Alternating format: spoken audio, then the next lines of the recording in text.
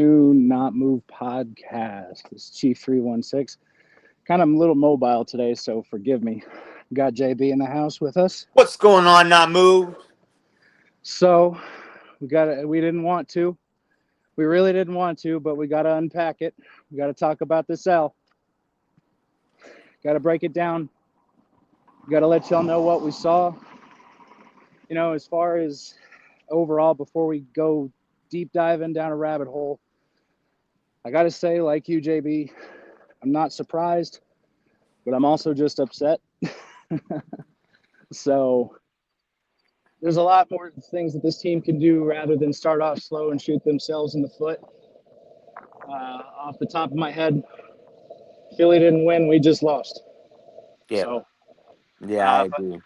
it's more or less of, the same thing I said week one. As far as the rust is concerned, if you play stupid games, you will win stupid prizes. And it's not just any one person or any one thing that I saw at this game. I just saw a lot of small things adding up to big things. So I do think they can clean this up, but the problem is now it's crunch time because San Diego's or LA Chargers are essentially 4-0 at this point because they Yep. played two straight division games and won.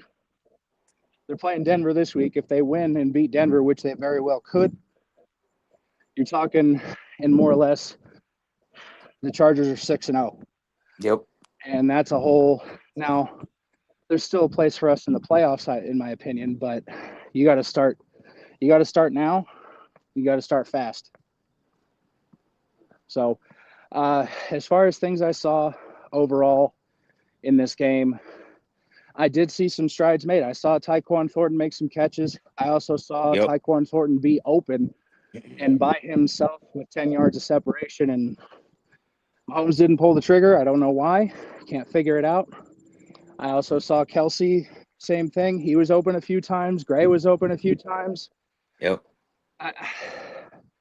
My biggest worry is not even the wide receivers at this point. My biggest hiccup is the run game. Now, I know that they're holding Pacheco back just to make sure that he's good from his injury, but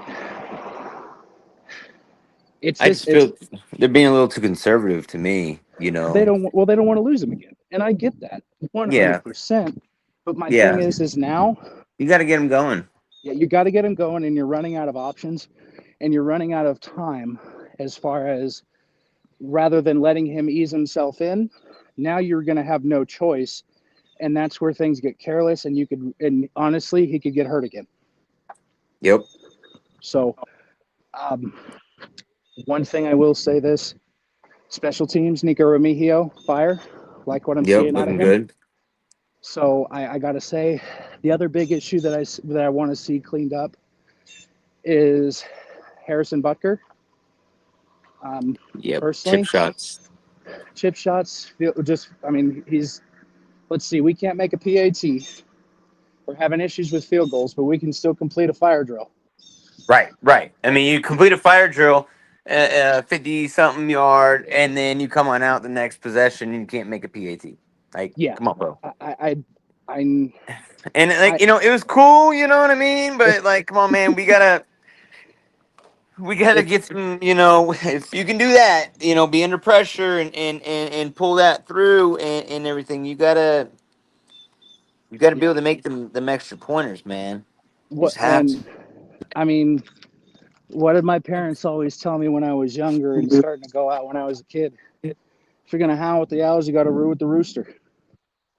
Yeah. And you got to be able to take care of everything on both ends. And I got to say, I'm not saying it's time to jump ship on Harrison Butker or anything like that. But No. But I would say this: add it to the bottom of the list. Does that make sense? Yeah, I mean, yeah, you're putting them on a list of possibilities of moving on. Yeah. Yes. You're adding him to that list. As much as I don't want to add him to that list, he's at the very bottom. But it's also it comes with the course. He's been there for what, 8, 9 years now. So yeah, because I think he came in. Yeah, I think it's been 8-9 years. But as far as one thing I will say, they're starting to create separation. Now it's Yep. just you got to make the necessary moves to go for that ball, because I will say this, Adoree Jackson moving forward for Philadelphia, he's a liability. Oh yeah. So, Oh yeah. You know, man, and what I took out of this game, man, I mean, one, I mean, we're gonna address the elephant in the room. Okay, this whole offsides BS, right? mhm, With the tush push, the brotherly shove. shove, if you must. You know, the way that teams in the NFL was presented, and they brought this whole thing of cutting this play out and making it illegal. It was the total wrong argument. I've seen it all over TikTok today. Yeah. I even had one about it. And it's really, dude. And this year it's gonna be presented because if this team is lining up offsides every play Yeah. and jumping offsides every time that they do a tush push, how many times does that play right there change the course of the game or win the game for them? That, I mean, by our count last week, I think there were 6 in our game, 4 to 6, Yeah. somewhere around there. So I looked on this thing. I had this piece of this thing I seen, and they were talking about how in just the Chiefs games, if they would have counted them, the Eagles would have committed 17 penalties just between two tush pushes. Two. Yeah. Well, here's the thing though, when There you're ain't even lining up, 17 players on the field. when you're lining up off sides, one, two, it's hard. I mean, granted, you can't call neutral zone infraction on the offense, but you know what I mean. When your center is already leaning over the ball, if the crown of your center's helmet is ahead of the football, that's a penalty. Well, it's not even just that, but before the ball is even moved, the right guard is moving. Yeah. Well, and You that's the know, thing though, is you have everybody except for the but center moving before the ball does. But how many times in the last year, counting the Super Bowl run all the way up until last week, did Yeah. that play change or win them a game?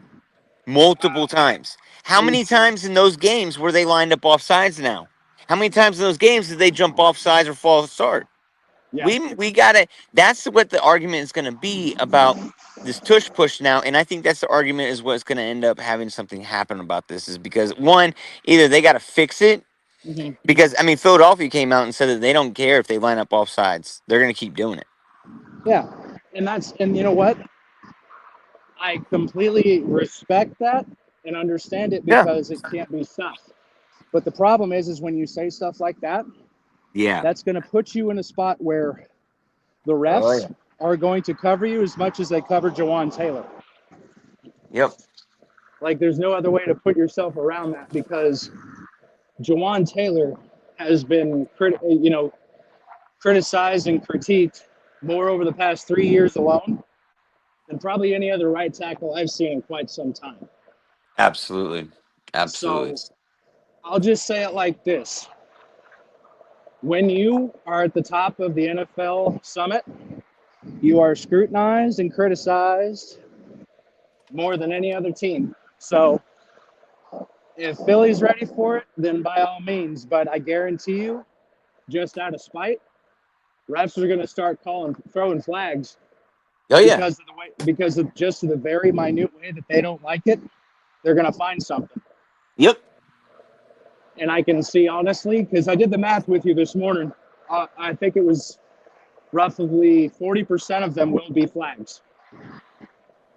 So moving forward, I could honestly see the tush push being no more after this season.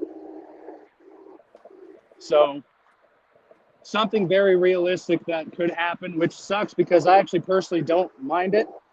I look at it as a challenge to beat. So something's got to give with the tush push. Oh You know what I yeah, mean? yep. Something's got to give. Maybe, I mean, honestly, if they can execute it perfectly, like I have seen it done before, then keep doing it. I'm not going to be upset. But if you know that you're doing it wrong, eventually you will get caught. Yep. Everything So, comes to light at one point. and one thing I did want to add, little nugget, this game between the Eagles and Chiefs on Sunday was the highest watched NFL game in Fox's history since 1994. 33.8 million people watched that game. Wow. Wow. So now you have the Chiefs for the highest viewership total in two of the three networks. That's fire. And honestly, I bet you if I went and looked at it, I probably think NBC might have one too. But I don't. But I haven't looked at it in a minute. So, Tyreek Hill, man. Don't. No, I don't want to. Yes, I know. It is in the news that the Chiefs have contacted Miami. Yeah. That comes a day or so after Miami came out and said, "Hey, nobody's called us. We're not negotiating." It's verbiage, man. Yeah. It's a for sale sign. He wants out. They need an out. They don't need him. It ain't meshing, man. Something's So got to give. I think he needs to come home. here's my thing. Unless, I mean, I know they can be worked out, but on the surface, you got to look at it right now. 27.7 this season, 36.4 next season. Uh, you also got to look at the past with Tyreek Hill and the team and the way that things ended. I do believe even Kareem Hunt's sake, that still has something to do with it. Wasn't as bad as Kareem Hunt's situation, but, you know, words are words, players are players. So I get it. If he can come back and be a valuable asset, absolutely. Welcome him back. But I don't know if Clark Hunt, Brett Veach, and Andy Reid, I know that they want to make a business decision. I'm just worried that they're doing it too early. Now, on the sense of Miami, I look at it this way. I believe the fire sale happens Monday, and I believe they will not have a head coach by Monday. For those of you that don't know, they have the blessing of playing Buffalo tomorrow night, Yep. and I believe they're going to get dog walked. I'll Which be will be hosted on the Not Move podcast on TikTok. Tap in. so. I just believe moving forward, the way that that is going to go for the Miami Dolphins, I see a fire sale happening. I see him being the first head coach fired, and them. Oh, we just lost him. Yeah. Here we go. Let's get you back on up here, I Chief. don't know if he'll go to Pittsburgh. Yeah, there's a possibility Pittsburgh was looking at him. I heard some talks about it, but that was also before people said or Miami had come out and said that nobody had contacted them. Yeah, Um, so then after that happened, then it comes out and it's like the Chiefs have contacted him. I don't know. I just think the writing's on the wall. I think it's the perfect thing. He's talked about retirement. yeah, Chris Jones is at the end. He's talked about it. Travis Kelsey, we all know where he's at. It would just be. I'm not saying the Chiefs would win, or that would be that impactful for them to win. But imagine the storyline, and a lot of the NFL and Super Bowls, a lot of are built off of storylines, right? And that's a great storyline to have the trio back or the quads back, meshed up again, win a Super Bowl, and all three of them walk out on top.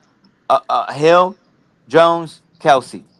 yeah, I don't see no reason for any of them else to stay back again.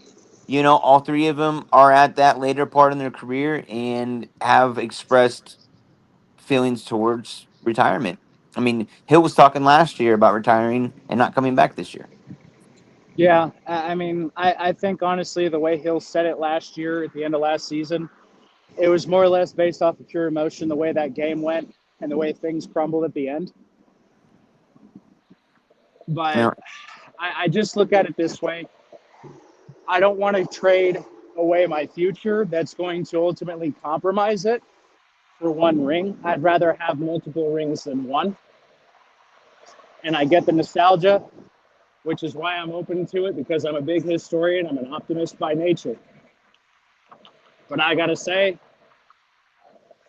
let's just do it the right way and not compromise ourselves. Right.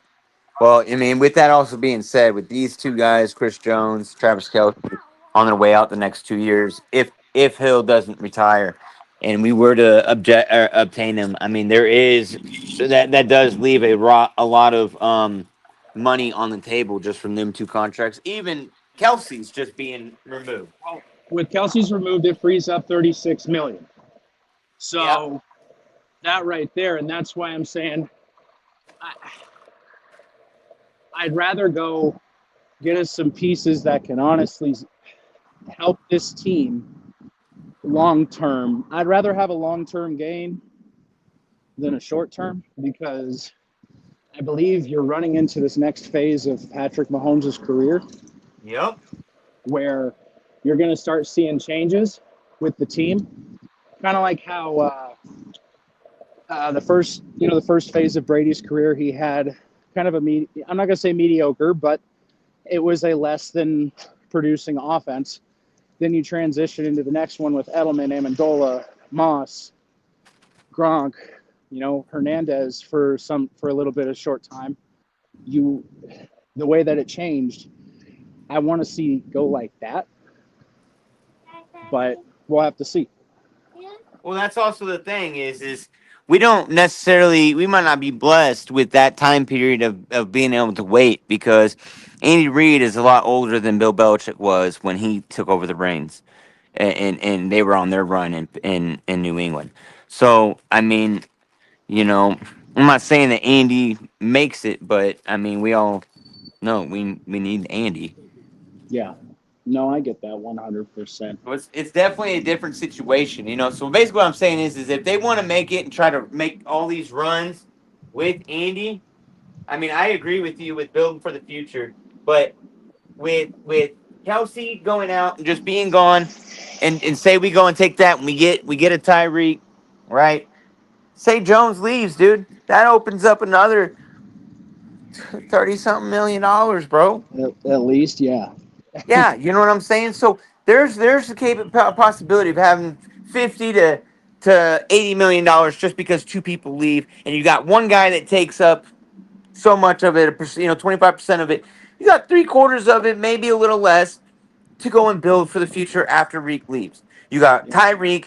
I mean, dude, they like you said, they're transitioning for the life after Kelsey. The 2.0, I believe. I don't believe that really the 2.0 was when Hill left because if that's the case, then like why didn't they keep Hill? Hill wasn't considered the number one option.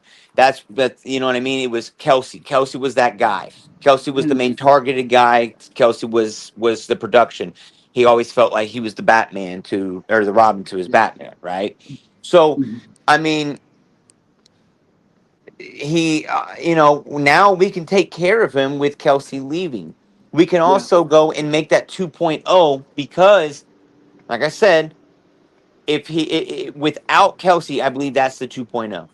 You going and moving forward into a time period where you don't have that blanket. You don't have Tyreek Hill. You don't have Travis Kelsey. You don't have Kareem Hunt. You don't yeah, have any of those options out there. Now it's full new faces. Rasheed Rice, which coming up in contract, he's going to be in a contract year coming up, which is going to be good for the Chiefs with everything that has transpired. He hasn't played but one full season. He hasn't started one full season. yeah, The legal troubles, his injury, sitting out now for almost the first 4 weeks of the year, 6 weeks of the year. yeah. It's going to help them with being able to renegotiate with his contract when he's They'll due. essentially be able to pay him the way they paid Tyreek because of his early Yes, transgressions in his career. exactly. I see the same thing kind of transpiring out there. Different story. Tyreek had a little bit faster of a start to his career before things transpired, but you know, hey, it's what it is. But dude, Rice hasn't put up over 1,000 yards yet in the season either. So his contract and being a second or third round pick is not going to be as high either. So No. they really lucked out on that, just like the Tyreek Hill situation. It kind Yeah. of worked out in their favor. I don't know, man. I just think with that trio transitioning into that 2.0 Chiefs and Mahomes with nobody there, especially if Jones leaves, you got to go to that outside, get some familiarity, get Tyreek Hill back, get a running back, right? Mm, And then you got Rice, Royals, Worthy, dude. That's the Legion of Zoom all over again. The Legion of Zoom 2.0. yeah. That I'll say Tyquan this if Thornton, they can't stop it. now I will say this. I am if I was to make a trade right now, personally, because we're supposed to get Worthy back this weekend, I think that'll help. Uh, Personally, right now, I think we need to go make a trade for a running back and throw Jawan Taylor in the trade. Personally, I highly but doubt he's gonna get it. I That know, ain't happening. I know If it's more you know what wishful I mean. thinking, If they didn't have Daniel but Jones, maybe. yeah, but I'll just look at it this way. I also think it's probably too early to make a move yet. I want to see how this weekend goes, and then if it fails, by all means, do what we need to do. But I don't know. It's a very interesting time to be a Chiefs fan right now. Absolutely is. So uh, I'm Well, trying to think if there was one other thing that I had for you as far as what I saw during this game. Um, the one thing I will say is Noah Gray was absent. yeah, I I, didn't even see a name tag. I saw his name once, and it was basically left wide open. So got to get him in more. But anyways, other than that, I think I'm good. I don't have anything else for this week. I No. honestly, my biggest question regarding this game this weekend is which Russell Wilson are we going to get? Yep, I am. I'm ready for it. We'll touch on that. We'll touch on that like Friday, Yeah, yeah. We should be Saturday. good on. But yeah, I do. I am excited to see how this offensive line stands up against their defensive line. Though I think that would be like their really first like actual test. You know what I mean? Yeah, But like I yeah, said, I am interested to see which Russ we get. yeah. If we can get the Russell Wilson of Week 1, I'll feel pretty happy. Uh, but we'll see because still never going to count that man out. As much as I have my opinions about him, never going to count Russell Wilson out of a game. He proved it last week with a top tier talent, Malik Neighbors. So, Yep, but Malik Sim. all righty. Well, JB, I will talk to you later this week as far as when we recap or preview the Giants game. Ladies and gentlemen, this is the Not Move podcast. Thank you for joining us. I do appreciate y'all and hope you have yourselves a good day on purpose. This is Chief 316 for JB. Signing Stay off. not moved. Not moved. This non-casual podcast may not be reproduced, retransmitted, or reused without the authorized written consent of the Not Move Podcast Network. Thank you, and we hope you enjoyed today's broadcast.